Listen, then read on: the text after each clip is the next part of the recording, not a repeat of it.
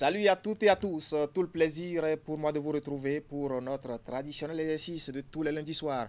Canal Sport, votre rendez-vous consacré bien sûr au point de l'actualité sportive dans toutes ses dimensions. Au menu ce soir, du football et près d'une semaine après la dernière trêve internationale, nous reviendrons ce soir sur le bilan de la sélection nationale à l'issue des 7e et 8e journées des éliminatoires de la prochaine Coupe du Monde de football. Un bilan que nous ferons ensemble avec le sélectionneur national Gernot Rohr. Dans cette émission, il sera en direct depuis la France. Il sera aussi question du sport, d'un sport de combat, notamment la boxe, dont l'agenda de la fédération a été très chargé au cours du mois d'août dernier. Le stage des graines olympiques suivi bien sûr du championnat national des cadets à Abomey-Calavi, celui des juniors et seniors à Abomey, le tout accompagné d'une série de conclaves des membres de l'instance dirigeante, pour ne citer que ces activités-là de toutes les façons. Dans cette émission, nous allons feuilleter bien sûr cet agenda ensemble avec celui qui préside aux destinées du noblard au Bénin, M. Pierre Léonard Henvi, qui est ici en plateau avec nous. M. Henvi, bonsoir. Bonsoir, M. Alos. Merci à Canal 3 qui fait tous les jours des efforts pour aider le sport béninois. Voilà, merci. Voilà. Et bien d'autres disciplines, notamment le basketball, le rugby, le volley, le bodybuilding, viendront compléter bien sûr le menu de cette aventure vespérale. Une émission qui m'aidera à animer et votre habituel compagnon de tous les lundis soirs, Candide Moueto. Candide, bonsoir. Merci, bonsoir et bonsoir à tous nos téléspectateurs. Voilà, à la régie, l'équipe de mon réalisateur Augustin Vidécon est au grand complet. Francis Kokou, Jules Etcho et Clément Ambognon. Voilà bien sûr l'identité de l'équipe qui vous tiendra compagnie pour le point de l'actualité sportive ce soir. Et pour commencer notre traditionnel tour d'horizon de l'actualité avec notre rubrique Fil Info.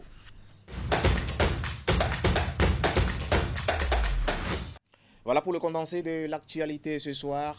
Le football d'abord avec bien sûr la sélection nationale des cadets qui termine sa préparation pour le tournoi UFOA B, qualificatif pour la CAN de la catégorie et bien sûr sur une bonne note candidate. C'est bien cela, Narcisse. Les Guépards U17 ont livré le dernier match de préparation ce dimanche dans le cadre des préparatifs du tournoi qualificatif à la prochaine édition de la Coupe d'Afrique des Nations des moins de 17 ans ce dimanche. Bien entendu, à Lomé au Togo, ils étaient opposés à leurs homologues de l'équipe de l'Académie Top Foot du Togo et à l'arrivée, ils se sont imposés par un score de 2-0. Présente dans la capitale togolaise depuis près de 2 semaines, la sélection béninoise cadette va quitter Lomé mercredi prochain pour rallier la Côte d'Ivoire, pays hôte du tournoi. Ainsi donc, durant leur stage, les Guépards cadets ont livré 3 matchs amicaux, dont 2 face aux éperviers U17, bien entendu soldés par des résultats de parité d'un but partout à l'aller comme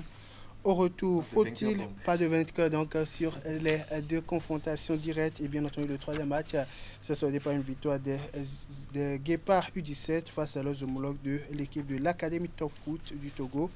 2-0. Faut-il le souligner, le tournoi FOA B qualificatif pour la prochaine Coupe d'Afrique des Nations des moins de 17 ans va se tenir du 20 septembre au 3 octobre 2025 à Yamoussoukro, en Côte d'Ivoire. Logé dans le groupe B en compagnie du Burkina Faso et du Nigeria, le Bénin va faire son entrée en compétition le 21 septembre face donc aux étalons U17. Et d'une sélection de catégorie d'âge à une autre, intéressons-nous maintenant aux Amazones U20 du Bénin qui s'activent de leur côté pour le 2e tour des éliminatoires de la Coupe du Monde féminine U20 2026. Exemptées du premier tour, les filles du coach Abdoulaye Ouzero seront dans les tout prochains jours en double confrontation avec leurs homologues de la Guinée. Et dans le cadre du dernier stage de préparation, les juniors béninoises ont livré un match amical international vendredi dernier face aux éperviers dames du Togo au stade Omnisport de Grand Popo. À l'arrivée, les Amazones U20 ont battu l'équipe nationale féminine senior du Togo par un score de 2-0 grâce à des buts de Yasmina Dibré sur coup franc et de Romaine Gandonou. A noter que les filles du sélectionneur Abdoulaye Ouzero affrontent pour le 2e tour des qualifications au mondial U20 dames la Guinée en aller-retour. Le match aller est prévu pour vendredi prochain au stade de Kégué de Lomé Et le match retour dans une semaine, bien entendu, à Bamako, Mali. Allez, saviez-vous que le Bénin s'apprête pour participer à la 11e édition de la Coupe d'Afrique des Nations de Maracana? Eh bien, depuis plusieurs semaines déjà, les sélections nationales masculines et féminines s'activent pour cette grande messe du Maracana continental qui va se dérouler du 25 septembre au 7 octobre 2025 en Guinée-Bissau. Ce week-end, les Guépards et Amazon ont tenu un dernier regroupement avant la mise au vert qui s'ouvre dès demain à Boycon. Nous avons participé à ce dernier rassemblement avec notre micro et notre caméra. À moins de 2 semaines de cette 11e édition de la Maracana qui pointe à l'horizon, les Guépards et Amazon passent à la vitesse supérieure dans la préparation. Un dernier regroupement avant la mise au vert qui réunit les 25 sélectionnés pour défendre les couleurs nationales à Bissau dans les toutes prochaines semaines. Une édition de la Maracana qui va se dérouler selon un format assez spécifique chez les hommes. Le système que nous allons jouer, c'est le système appelé Zaza. Le système Zaza regroupe toutes les catégories, senior, super senior et open. Les équipes nationales masculines et féminines rentrent ainsi dans un tournant décisif de la préparation. Pour la circonstance, les différents staffs techniques sous la houlette de la DTN ont concocté un menu riche et rythmé, mais surtout digeste. Le groupe est d'abord soumis à des exercices d'aptitude physique. Suivront les ateliers de coordination et de travail balle au pied pour permettre aux sélectionnés d'améliorer quelques aspects spécifiques de leur potentialité, dont la vitesse, l'explosivité, l'endurance et l'intelligence tactique.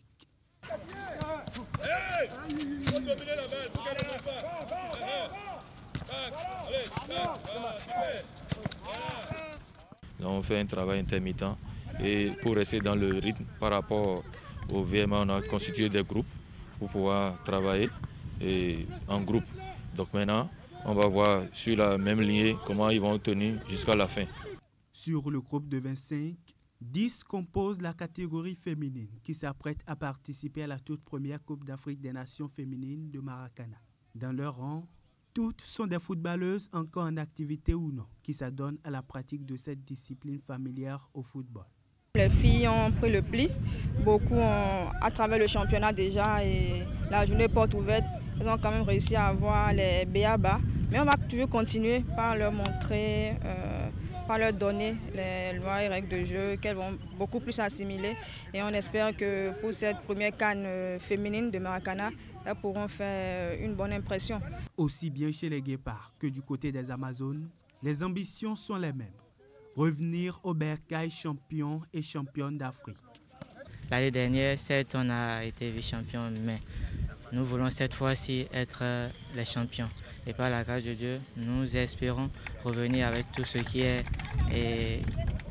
est trophée. On ne peut pas promettre, mais nous allons faire le nécessaire pour amener le trophée, puisque c'est la première fois que les femmes participent à cette compétition. Donc nous allons tout faire, ne pas décevoir le peuple béninois. À l'issue de ce dernier regroupement, les sélections masculines et féminines seront en mise au vert du 16 au 23 septembre 2025 à Boycon. La dernière ligne droite qui va permettre de procéder au dernier réglage en prélude à cette 11e édition de la Maracana où le Bénin fait partie des pays très attendus avec son statut de vice-champion du monde. Allez, on va s'intéresser maintenant à la discipline de la balle au panier. Les différents acteurs du basketball béninois étaient en assemblée générale élective ce dimanche 14 septembre 2025 à Porto Novo. Un important rendez-vous qui a été consacré au renouvellement du comité exécutif de la Fédération béninoise de basketball mandature 2025-2029. Oui, et à l'issue des travaux, justement, c'est le président sortant qui a été reconduit, bénéficiant du coup de la confiance de ses pairs. Regardez. Il ne bouge pas de son fauteuil. Ismaïl Onifadé est reconduit président de la Fédération béninoise de basketball pour les 4 prochaines années. Seul candidat à sa propre succession, le président sortant a une nouvelle fois bénéficié de la confiance de la famille du basketball béninois, qui opte pour la poursuite de la dynamique enclenchée depuis 2017 en vue du rayonnement de la discipline au plan national et international. Il obtient 82 voix favorables, 5 contre et 9 abstentions. La majorité suffisante pour signer son 3e mandat à la tête de la fêtière béninoise, de la balle orange placée sous le signe du renouveau et de la continuité. Nous avons travaillé beaucoup pour l'expansion du basketball dans le Bénin et je pense que ça, on a réussi et ça doit continuer. Donc, c'est de renforcer déjà cette expansion et élever le niveau. Évidemment, il faut travailler également sur le plan technique et permettre à ce que notre basket rayonne davantage sur le plan international.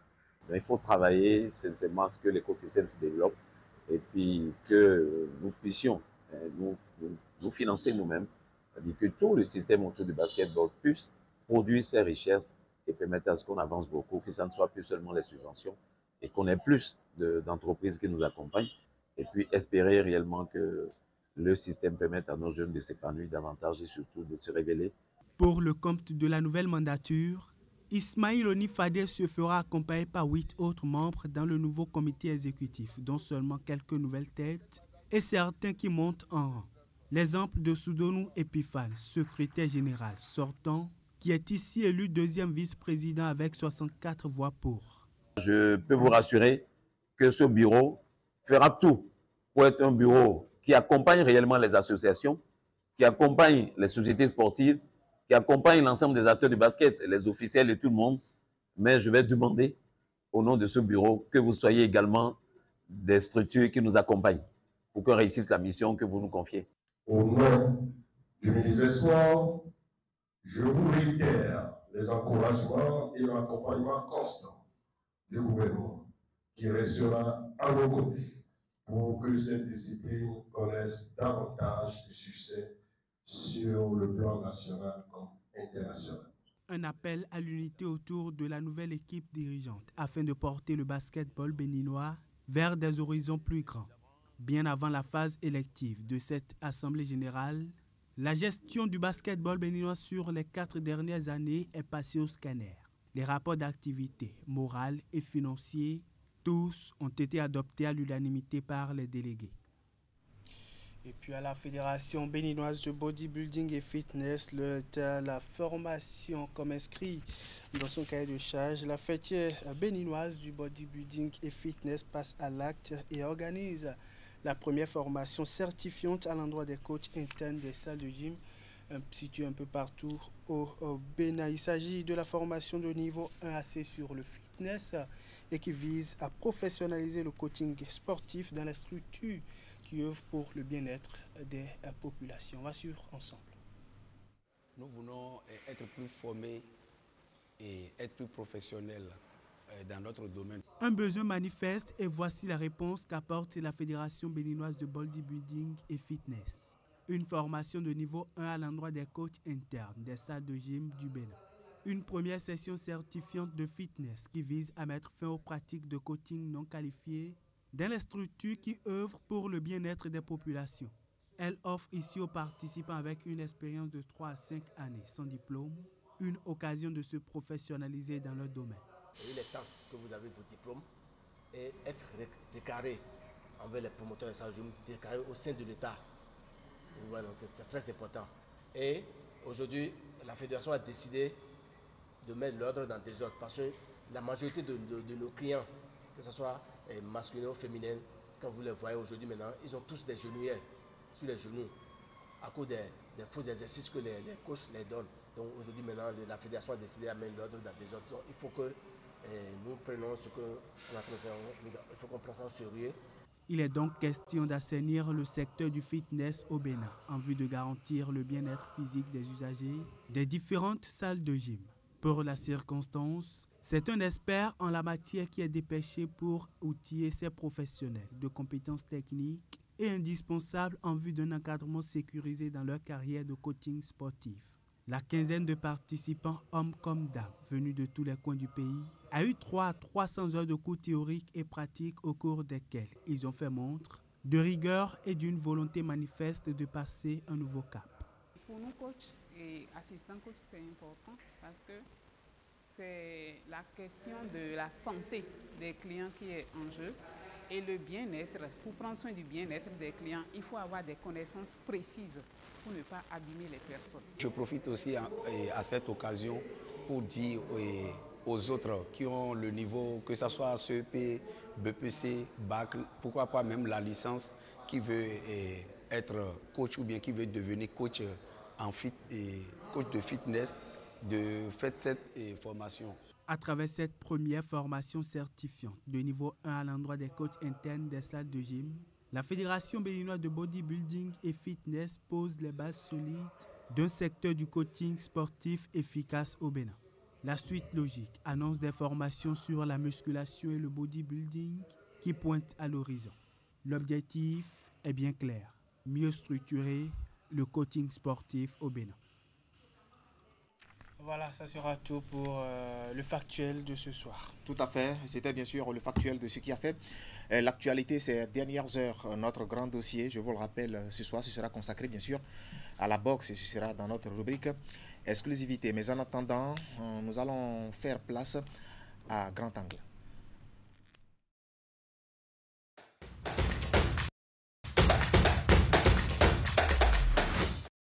Voilà, Grand Angle, actualité oblige, va s'ouvrir ce soir sur le sélectionneur national de football dont les troupes, il faut vous le rappeler, ont fait un carton plein à l'issue des 7e et 8e journées des éliminatoires de la prochaine Coupe du Monde. 2 matchs, 2 victoires, une performance sur laquelle nous nous proposons bien sûr de nous attarder ce soir avec Gernot Rohr, bien sûr le technicien franco-allemand qui, si tout va bien, sera en ligne avec nous. Depuis la France, je ne sais pas s'il est déjà en ligne. Gernot Rohr, bonsoir.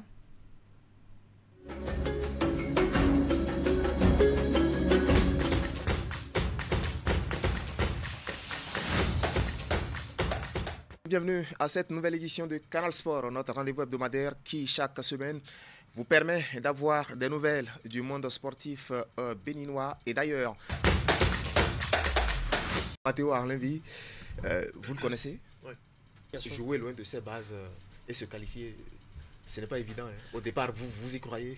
Au départ, bien sûr qu'on veut jouer au Bénin tous les matchs, mais pour l'instant, on est à 6 matchs, 0 défaite en Côte d'Ivoire, mais bien évidemment, on préfère jouer les matchs à Cotonou et au stade de l'Amitié ou au stade de Charles de Gaulle.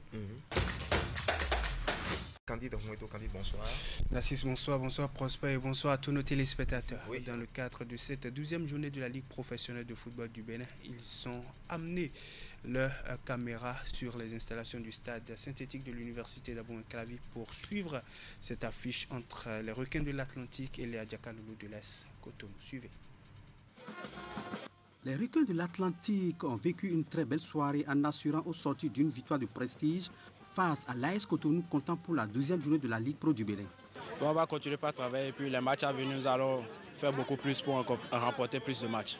Vraiment, je suis content et c'est la première fois que j'ai pu marquer aujourd'hui.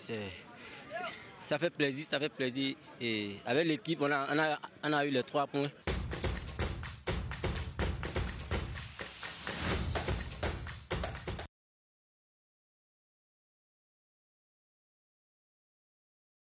Voilà quelques soucis par rapport à la liaison avec la France pour joindre bien sûr le sélectionneur national Gernot Rohr. Je vous en parlais tantôt, on va faire le bilan des 7e et 8e journées des éliminatoires de la prochaine Coupe du Monde. Mais en attendant bien sûr que les dieux de la technique soient avec nous, bien sûr, et rejoindre le sélectionneur, on va ouvrir rapidement la brèche concernant le noblard, la boxe béninoise bien sûr.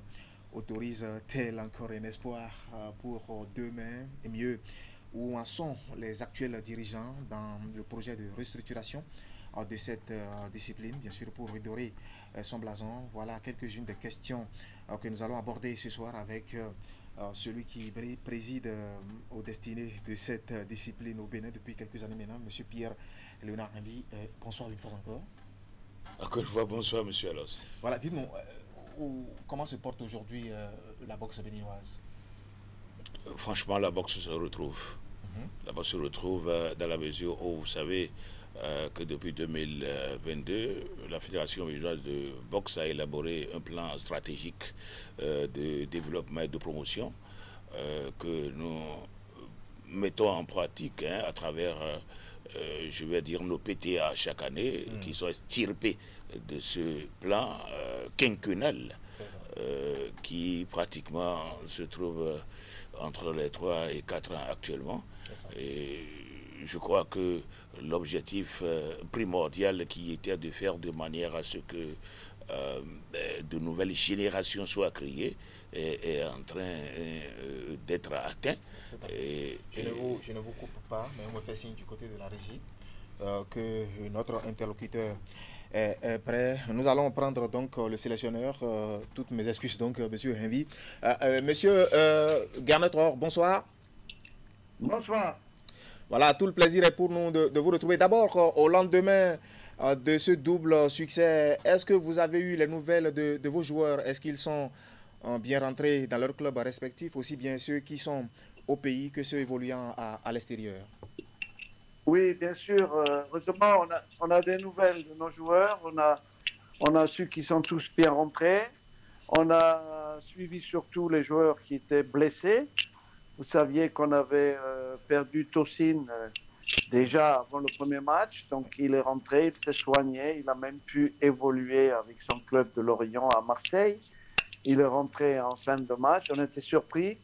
On ne pensait pas qu'il puisse participer à cette rencontre de vendredi dernier. C'est ça. Et bon, il a été bien soigné, il a pu participer. Et il m'a dit qu'il avait quand même un tout petit peu mal encore. Donc j'étais surpris qu'on puisse faire rentrer un joueur à 0-3 à 20 minutes de la fin, et alors qu'il est en soins, qu'il est encore en traitement. Donc c'était quand même une surprise. Voilà. Et on est en contact avec le staff médical de Lorient pour savoir ce qui se passe. Ensuite, malheureusement, on a une blessure plus grave qui est celle de Rodolfo. Oui. Il a un ménisque qui doit se faire opérer et du coup, il va nous manquer très certainement pour les prochains matchs d'octobre. Donc ça, c'est une nouvelle assez triste parce qu'il était en plein boom et il a fait un très bon match déjà, le premier match, et puis le deuxième où il est également intéressant à suivre. Voilà, donc il va être opéré du ménisque. Voilà. Et pour le capitaine de l'équipe, Steve Mounier, on s'interrogeait sur sa situation en club, mais finalement, il a trouvé un point de chute. Oui, il a signé en Turquie, c'est une bonne chose, en première division, un bon club. Et voilà, il va être prêté. C'est un prêt pour une saison. En tout cas, il va avoir un temps de jeu beaucoup plus important que dans le club précédent de Augsbourg, où il n'a pas beaucoup joué. Donc on est très heureux pour lui, pour l'équipe nationale aussi, parce qu'on a vu que lui qui avait fait une bonne préparation avec son club de Augsbourg, qu'il avait marqué des buts, qu'il était en pleine forme. C'est autre chose que lorsque tu ne joues pas en club et que tu reviens en équipe nationale, où tu risques de manquer un peu de rythme. Donc c'est une bonne chose pour notre capitaine. C'est encourageant. On a suivi aussi Andreas Funtonji, qui hier après-midi a raté son penalty, mais il a suivi, il a marqué quand même ce but, son troisième but en 3 matchs. On est aussi en rapport avec le staff technique de son club, qui m'a dit qu'il était un petit peu fatigué, c'est pour ça qu'ils l'ont sorti à la mi-temps. Ce qui est normal après nos 2 matchs et puis les voyages. C'est vrai que parfois les garçons sont un peu fatigués avec le match qui suit le week-end en club. Tout à fait. Et revenons maintenant sur ces 7e et 8e journées des éliminatoires du Mondial 2026. Des matchs joués les 5 et 9 septembre dernier, respectivement contre le Zimbabwe et le Lesotho. Tout le monde a vu les résultats d'ailleurs. 2 victoires qui hissent le Bénin à la 2e place au classement général du groupe C, derrière l'Afrique du Sud et surtout devant le Nigeria. Alors, au-delà de ces résultats, techniquement, quel bilan faites-vous de cette trêve internationale? Oui, techniquement, je pense que l'équipe est en progrès. Elle l'a prouvé dans les 2 matchs. Elle a eu un premier match assez difficile dans un autre stade encore. On n'avait jamais joué à Ebito, très grand stade. Il y avait la finale de la CAN, mais il n'y avait que 3000 personnes, donc c'était un stade désert, c'est jamais facile pour les joueurs, mais à force de jouer, de construire, et puis une action, on a eu 22 passes consécutives, un but est arrivé, un but magnifique de Steve Mounier qui nous a donné la victoire contre une équipe de Zimbabwe très accrocheuse avec des bons joueurs qui évoluent en Angleterre. On a trouvé un style de jeu qui est intéressant parce qu'on peut se baser sur une bonne arrière-garde. On devient maintenant en défense un peu plus serein. Et d'ailleurs, dans les deux matchs, on n'a pas encaissé de but. Et on a laissé très peu d'occasions à nos adversaires. Le premier match était déjà très, très important. Le deuxième, qui a suivi 4 jours après, on a pu retrouver le stade Félicia. Il y a eu cette chose avec la lumière, cette panne, qui nous a fait rester 1h30 de plus dans le vestiaire. Mais ça n'a nullement pas fait freiner les ardeurs. Voilà, donc c'était un match un peu difficile à attaquer et pourtant mon équipe d'entrée a fait ce qu'il fallait faire, c'est-à-dire presser l'adversaire, essayer d'écarter le jeu pour pouvoir centrer pour nos garçons dans l'axe qui sont bons de la tête, faire des actions de jeu avec le débordement, faire aussi un pressing tout-terrain. Et cette ambiance en nocturne est toujours propice pour avoir un peu une étincelle qui peut passer sur le public et vice-versa. C'est-à-dire qu'il y avait vraiment 5-6 000 personnes qui étaient très très proches de leur équipe. On a vu des Béninois qu'on n'a pas vu au premier match parce que c'était un peu à l'extérieur et puis c'était qui ont vraiment poussé l'équipe. Qui ont vraiment poussé l'équipe. Et le deuxième match était en soirée et là, malgré le retard qu'il y a eu, c'est jamais facile pour les joueurs de s'adapter à ça, 1h45 de retard. Eh bien, il y a eu ce match qui était vraiment un match plein, avec de jolis buts, avec 4 buteurs différents, et surtout avec une expression collective de bon augure pour la suite. Oui, voilà des buts et puis un contenu très intéressant. Alors, dites-nous, au cours de cette trêve internationale, il y a eu un contentieux auquel vous vous êtes accroché, contentieux lié surtout au match Lesotho-Afrique du Sud, pendant lequel un joueur non qualifié a été aligné par l'Afrique du Sud. Dites-nous, est-ce que vos employeurs vous suivent dans cette réclamation? Alors, écoutez, il ne doit pas normalement y avoir une réclamation, il doit y avoir une décision. Le règlement est clair. Lorsque vous jouez avec le joueur suspendu, vous perdez le match 3-0. Et comme ils avaient gagné sur le terrain 2-0, ils perdent donc les 3 points, plus les 2 buts marqués, et ils auront un score de 0-3. Ça, c'est le règlement, et on ne comprend toujours pas pourquoi il n'est pas appliqué encore. Je ne sais pas ce que attend la CAF et la FIFA pour pouvoir appliquer le règlement qui est très clair. Et donc, si le règlement est appliqué, à ce moment-là, nous sommes premiers avec un but d'avance, goal average, même nombre de points que l'Afrique du Sud. Voilà. Donc, ça changerait tout, évidemment, avant les 2 derniers matchs. Et j'espère que la FIFA va prendre la décision très rapidement pour qu'avant les 2 derniers matchs, nous puissions savoir où nous en sommes. Ce n'est pas seulement pour nous, c'est aussi pour le Rwanda qui a encore une chance, le Nigeria et bien sûr l'Afrique du Sud. Chacun doit savoir où il en est. Tout à fait. Et on ne doit pas attendre que les matchs soient finis pour faire les sanctions qui s'imposent. Voilà. Vous l'avez dit, nous sommes à 2 journées justement de la fin de cette campagne éliminatoire. Est-ce qu'aujourd'hui, il y a des regrets que vous nourrissez ou bien vous êtes satisfait de votre parcours jusque-là? Alors, quand vous regardez un peu notre groupe, déjà, sur les 6 équipes qui composent notre groupe, vous en avez 4 qui sont qualifiées pour la CAN. Oui. Ça veut dire que le groupe est relevé. Vous avez d'autres groupes, il n'y a que 2 équipes qui sont qualifiées pour la CAN au Maroc. Nous, on en a eu 4, donc un niveau très relevé. Donc forcément, des résultats serrés.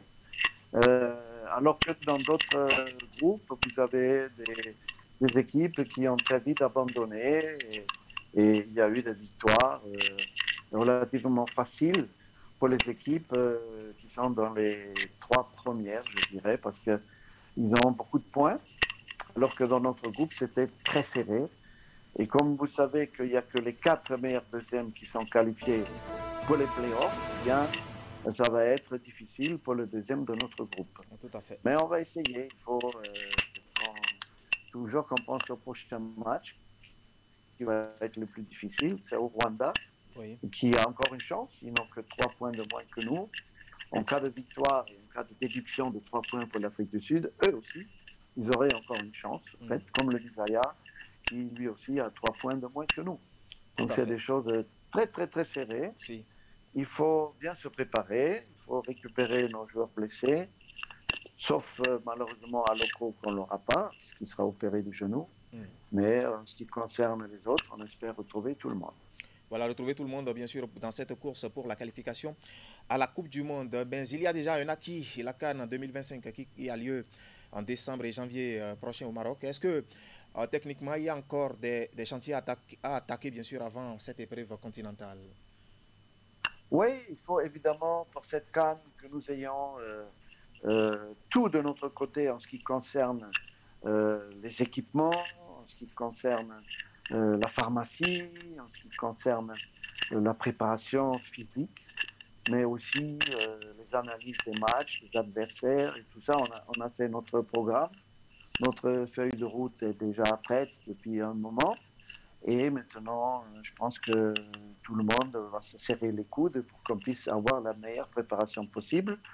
On a 3 adversaires difficiles, surtout évidemment le Sénégal et la RDC. Le Botswana, ça va être le match où il faut absolument s'imposer, même si c'est une bonne équipe, mais il faut absolument 3 points pour pouvoir espérer de se qualifier pour le 8e. Donc, on a également un camp de base à Rabat qu'on a vu, qui est amélioré.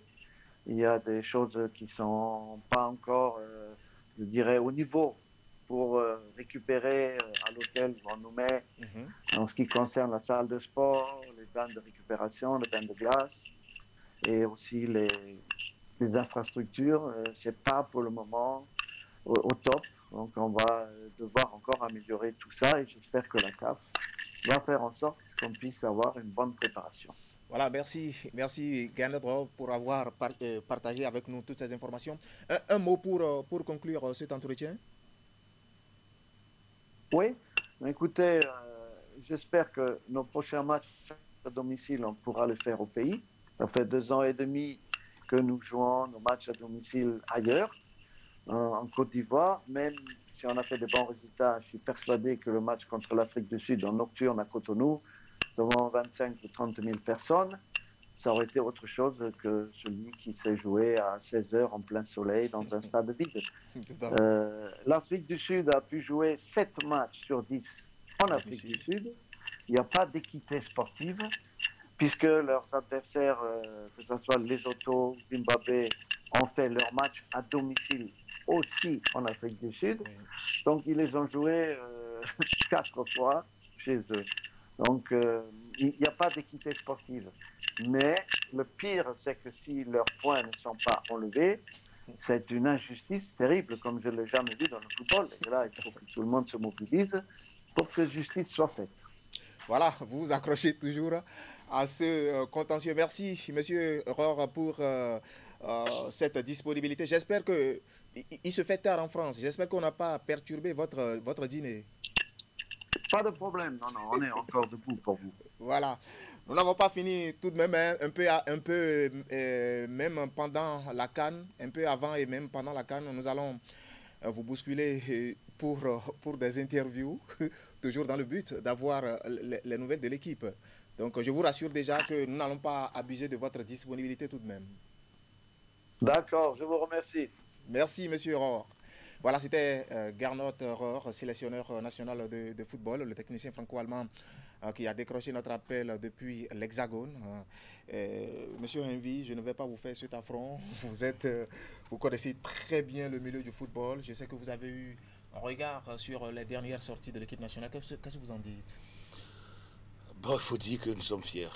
Nous sommes fiers du travail qui est en train de se faire. Nous sommes fiers désormais de la jeunesse de cette équipe qu'on est en train d'installer de manière progressive, même s'il y a encore quelques cadres, je peux dire, relativement âgés, qui sont en train d'apporter, n'est-ce pas, leur touche, leur expérience que nous connaissions déjà, et la manière dont les choses sont en train d'évoluer et qui prouve que nous avons désormais une équipe nationale et qui ne se fatigue plus juste après les 45 premières minutes. Et là, je dis coup de chapeau à l'entraîneur, je dis coup de chapeau, n'est-ce pas, aux dirigeants actuels du football au Bénin, et surtout à la politique gouvernementale. Je salue le ministre, je salue le président de la République qui sont en train vraiment de démontrer que le jour qui va finir ne devrait plus, n'est-ce pas, ressembler au jour qui commence. Voilà. Nous allons faire un plein pied dans notre rubrique, la rubrique exclusivité consacrée justement à la boxe. On en parlait tantôt. Où est-ce que vous en êtes par rapport à la restructuration du Noblard au Bénin? Il faut dire que c'est le moment de remercier le comité exécutif de la Fédération béninoise de boxe que j'ai l'insigne honneur de diriger, remercier toutes les structures désormais installées qui n'existaient pas. Lorsque j'étais arrivé à la tête de cette fédération, j'ai nommé les commissions centrales, n'est-ce pas? On en a au moins 8 qui fonctionnent à merveille actuellement et qui font tout pour aider la fédération, plus précisément son comité exécutif, à évoluer, disons, calmement, mais sûrement.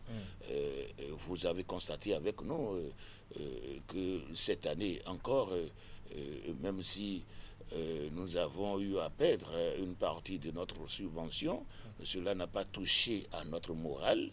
Nous avons continué par mettre en application ce plan stratégique dont je vous ai parlé tout à l'heure, ayant pour objectif d'abord les Jeux olympiques de la jeunesse qui vont se dérouler pour la toute première fois sur le sol africain. On va même en parler, on va en parler tout à l'heure. Voilà, et ce sera au Sénégal.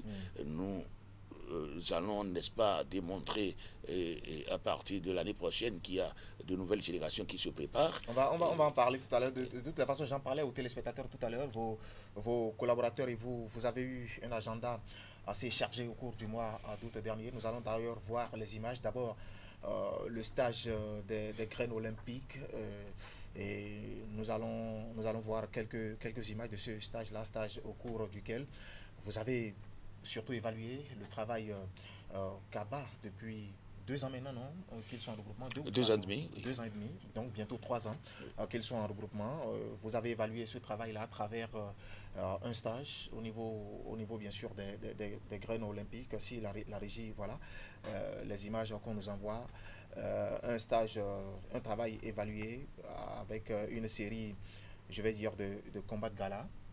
Auquel nous tous on a assisté, avec surtout, vous voyez là à l'écran, l'espère que vous avez que vous faites venir périodiquement au chevet de la boxe béninoise. Il est d'ailleurs en plateau avec nous.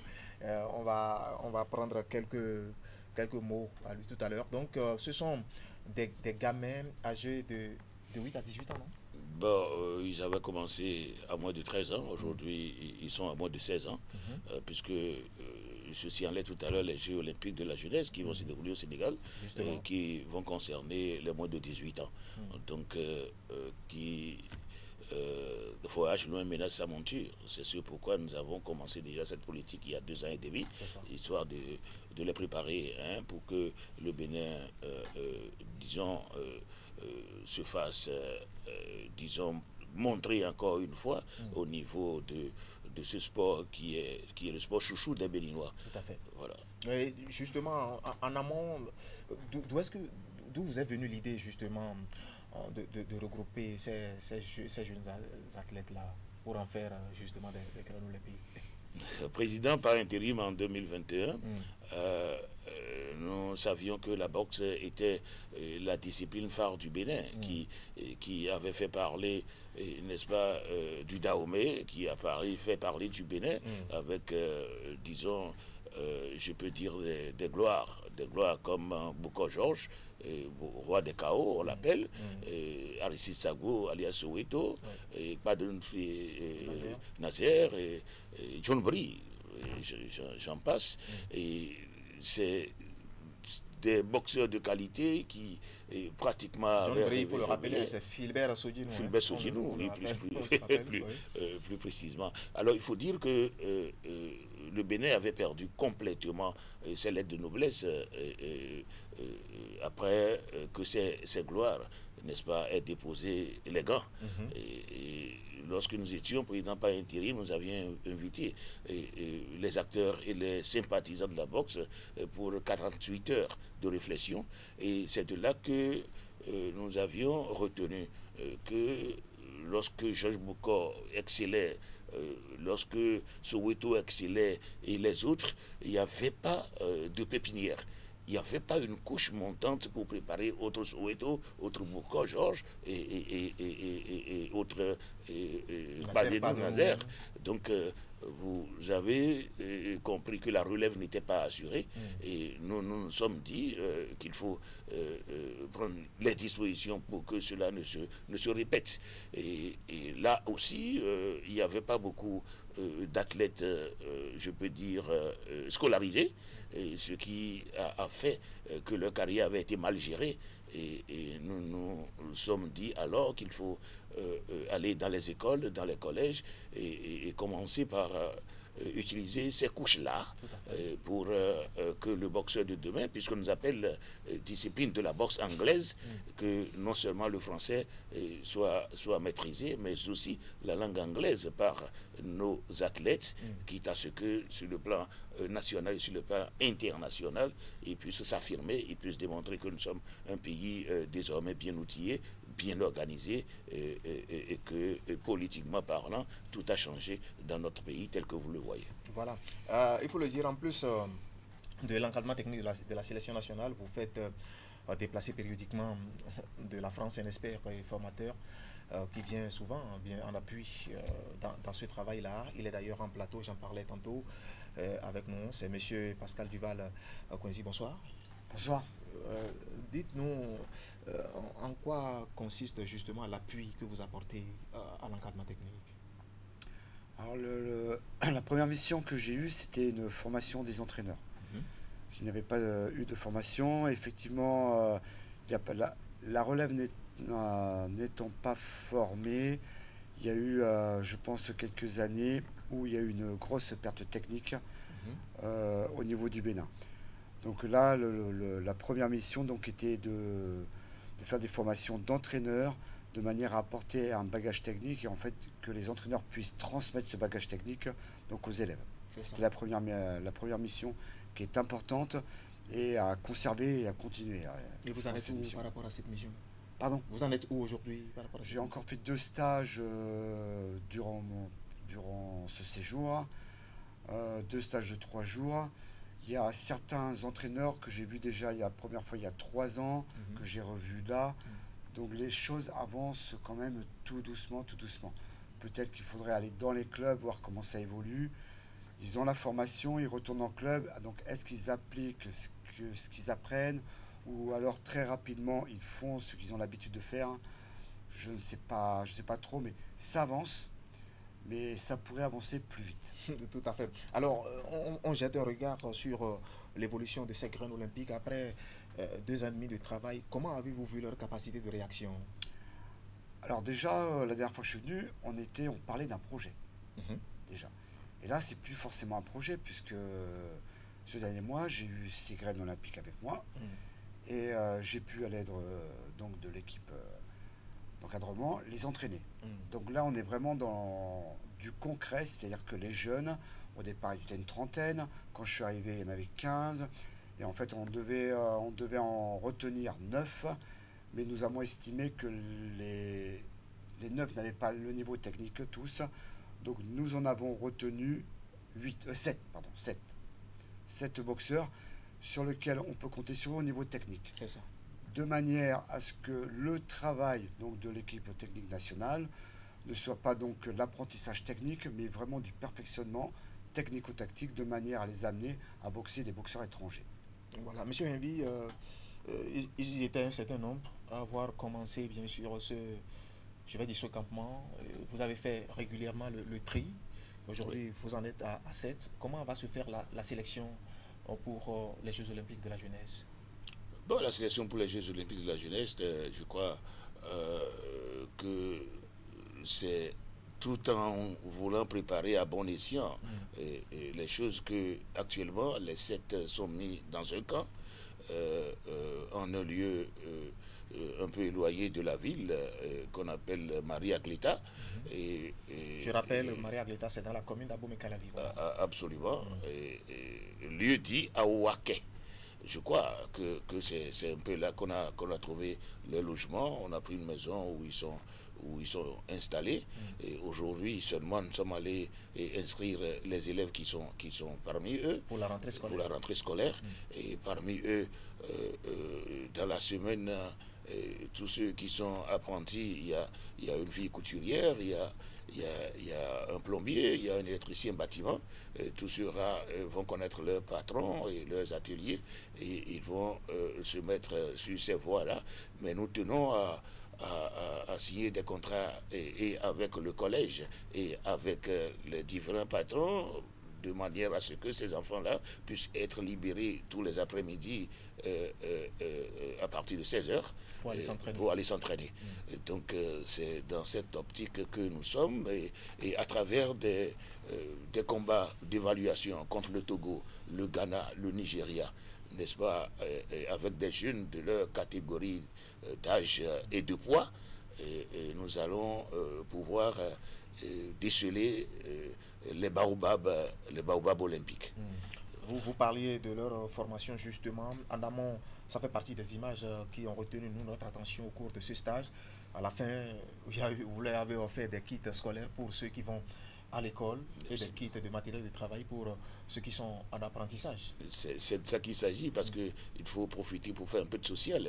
Et les parents qui acceptent que les enfants aillent, n'est-ce pas, se mettre au vert, aillent se préparer pour défendre les couleurs de ce pays, il faudrait les aider d'une manière ou d'une autre. Et c'est pourquoi nous prenons l'habitude depuis 2 ans et demi de leur trouver le nécessaire pour la rentrée toutes les fois. Voilà. Et en marge de ce stage, nous allons aller à la régie justement pour voir un élément en marge de ce stage. Vous avez organisé un championnat national des cadets, bien sûr, et nos caméras étaient également sur cet événement. Voici ce que nous avons pu ramener de ce reportage-là. Exigence des tests qui régissent la Fédération béninoise de boxe, le rendez-vous est honoré encore cette année. La compétition est organisée par la Ligue départementale Zoukoline. Encourager l'esprit de compétition entre les graines olympiques en stage pour Dakar 2026 et leurs camarades venus d'ailleurs. Voilà l'objectif principal de l'organisation du championnat national cadet par la Fédération béninoise de boxe. Objectif numéro 1, Jeux olympiques de la jeunesse Sénégal 2026. Et c'est ce qui nous a priori édifié. Et puisque nous les avons regroupés, disons, en mise au vert depuis une semaine, nous nous sommes dit attention, beaucoup de clubs ont d'autres jeunes qui peuvent rivaliser avec ceux-ci. Et pourquoi ne pas lancer immédiatement le championnat de leur catégorie? Et ce que nous avons fait en mettant en garde tous ceux qui avaient été retenus depuis ce travail-là et qui sont regroupés régulièrement pendant les congés et les vacances scolaires. On les a mis en garde en disant si les autres viennent vous détrôner, ça fait tant pis pour vous, vous allez perdre votre place. Cette alerte lance la compétition entre les jeunes pugilistes, filles et garçons. Sous le regard admiratif du public, ils s'affrontent avec ardeur pour gagner une place honorable. Nous retrouverons dans quelques instants, Je suis fière de battre mon adversaire et j'ai l'impression d'aller jusqu'au bout pour donner un nom pour notre drapeau. Je n'avais pas l'idée au moins d'être championne, mais c'est venu à moi et je l'ai fait. Mon adversaire, bon, nous ne sommes pas de main. Elle est gaucher et moi je suis droitier, donc ça m'a un peu... C'est-à-dire... Non seulement gênée, mais elle m'a un peu trompée, quoi. Avec cette technique de gaucher. Et moi, je ne sais pas si je l'ai trompée avec mes techniques de droite. Mais quand même, on a fait ce qu'on a appris et on a remporté. Et le meilleur a gagné. Ce nouveau championnat national cadet permet de structurer la relève et de préparer les jeunes athlètes aux exigences du haut niveau. Une étape supplémentaire dans l'ambition de hisser demain des champions sur la scène internationale. Voilà ce que nous avons pu ramener bien sûr de ce championnat national des cadets. Et parallèlement à ça, la famille du Noblat s'est retrouvée un peu au centre du pays, à Bomé, la cité royale. Cette fois-ci pour le championnat départemental. Vous avez d'ailleurs eu un extrait de notre reportage à nous envoyé par nos collègues de l'antenne régionale Zou Colline. Nous allons retourner bien sûr sur cet événement. Exigence des tests qui régissent la Fédération béninoise de boxe, le rendez-vous est honoré encore cette année. La compétition est organisée par la Ligue départementale Zou Colline. Plusieurs équipes ont rallié à Bomé dans le cadre de ce championnat départemental. Le public est mobilisé par nos diverses publicités. Les parents sont là, les acteurs de la boxe sont là, le collectif des arbitres. Tout le monde est prêt. Et tout le monde est là pour soutenir nos athlètes. Les rencontres démarrées ce samedi se sont poursuivies le dimanche. Comptant pour les demi-finales et finales dans les différentes catégories, la série de combats s'est déroulée à la place Goro et sur des installations appropriées fournies par la fédération. Hommes et femmes athlètes ont prouvé à l'occasion leurs compétences en la matière. Sortis nombreux, le public a eu droit à des démonstrations aussi convaincantes les unes que les autres. C'est par ce championnat-là qu'on dégage les championnats départementaux, c'est-à-dire nos pugilistes, les meilleurs pugilistes, quoi. Et depuis des années, nous avons pris une réforme par la fédération béninoise de boxe. Et ceci, nous engageons les U13, les moins de 12, 13 à 14 ans, et nous avons commencé par les former. Et ceci dit, ça fait nous sommes à la 8e mise au vert de ces graines olympiques. C'est-à-dire ces petits, on les a nommés graines olympiques. Parce qu'en 2026, ces graines olympiques que nous formons depuis des années vont représenter le Bénin aux Jeux olympiques au Sénégal 2026. Pour cette saison 2025 du championnat départemental de boxe, les boxeurs ainsi que les jeunes talents du programme Graines olympiques ont encore fait honneur à la discipline. Les meilleurs retenus vont représenter prochainement le Zou et les collines à la phase nationale. Oui, la phase nationale justement, mais seulement il y a des réformes qui sont annoncées. Est-ce que ces champions sont toujours attendus pour les phases nationales? Non, à ce niveau, il y a un changement. Entre-temps, les champions et vice-champions départementaux étaient retenus d'emblée pour venir faire une phase nationale, histoire que nous connaissions les champions du Bénin. Mais nous avons compris sur la ligne qu'il y a certains boxeurs qui pour faute de maladie ou faute d'absence pour raison de voyage et autres, n'arrivaient pas à participer au championnat dans leur département. Et c'est des talents que nous perdons comme ça. Nous nous sommes dit, pour aider les champions et vice-champions au niveau des départements à regarder un peu dans le rétroviseur tout en ayant peur que leur... disons, couronne risque de leur échapper, et qu'ils continuent de travailler sans relâche. Et nous avons dit, même ceux qui, au niveau des départements, ont perdu, les clubs qui pratiquement n'ont pas été clubs champions de leur département, peuvent aussi désormais présenter des boxeurs, des athlètes au niveau national. Alors, c'est une manière de récupérer ceux qui, pour les raisons que j'ai citées tout à l'heure, n'ont pas pu participer aux championnats départementaux, qu'on puisse les récupérer pour la phase nationale, mais les plus méritants. Tout à fait. Voilà. Alors, loin des rings, il y a eu des décisions administratives aussi au cours de ce mois d'août. Oui, c'est vrai que aider de M. Pascal Coenzi Duval, que je dois féliciter encore une fois pour sa générosité, son amour pour le Bénin. Et je crois que ce cadre technique prévaut, labellisé par la Fédération française de boxe et apporte beaucoup au Bénin. Et excusez-moi, de manière bénévole. Et ça c'est sûr pourquoi je lui tire coup de chapeau. C'est pas permis à tout le monde de quitter la France, venir s'installer au Bénin. Il est arrivé depuis le 9 août et c'est pratiquement demain qu'il repart dans son mois. Ça fait plus d'un mois et notre fédération n'a pas les moyens, n'est-ce pas, de payer sa prestation, de payer son séjour, de payer tout ce qu'il a apporté et toujours, et c'est la 4e fois qu'il est venu. Et je crois, je manque de mots pour le remercier. Alors, il a retenu, ensemble avec le staff technique dirigé par le coach national Olurien Ayan, cette baobab olympique, comme je les ai dénommés tout à l'heure. Et parmi eux, il y a des enfants qui sont techniquement supérieurs à tout le reste. Alors, de quoi avions-nous besoin? C'est d'un encadrement qualifié. Nous avons été obligés de tenir réunion au niveau du comité exécutif national pour dire alors si ces enfants sont les meilleurs sur le plan technique, il faut amener leurs entraîneurs au niveau national pour qu'eux aussi participent, n'est-ce pas, à la remise à niveau de tout le reste, pas seulement leurs enfants qui ont été retenus. Alors, ces entraîneurs-là ont été nommés pour continuer le travail au niveau de ces enfants-là qui sont devenus cadets aujourd'hui, donc l'équipe nationale cadette. J'ai nommé M. Chalmaï Agüitomen et son frère Jean Agüitomen, qui sont retenus désormais nommés entraîneurs national de catégorie d'âge.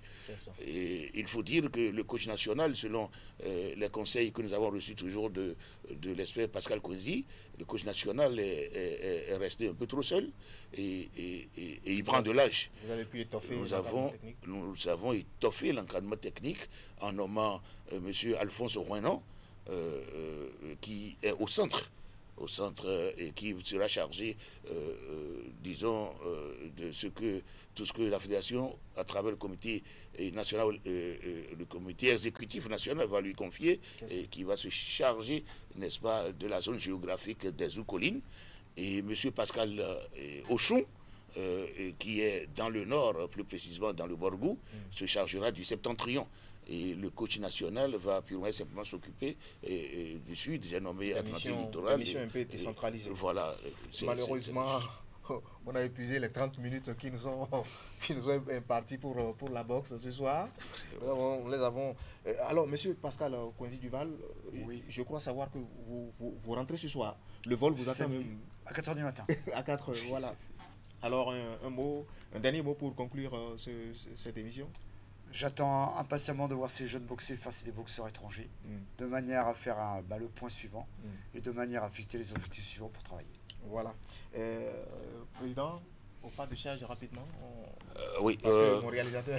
oui, nous disons juste merci. Merci au maire, au tout jeune maire de la commune de Ouida qui a accepté accueillir, n'est-ce pas, le prochain championnat national, le tout premier. N'est-ce pas, dans sa formule nouvelle, le 26, 27 et 28 septembre prochain, et ce sera à Ouida, et nous allons tenir une rencontre avec lui pour que le lieu soit déterminé.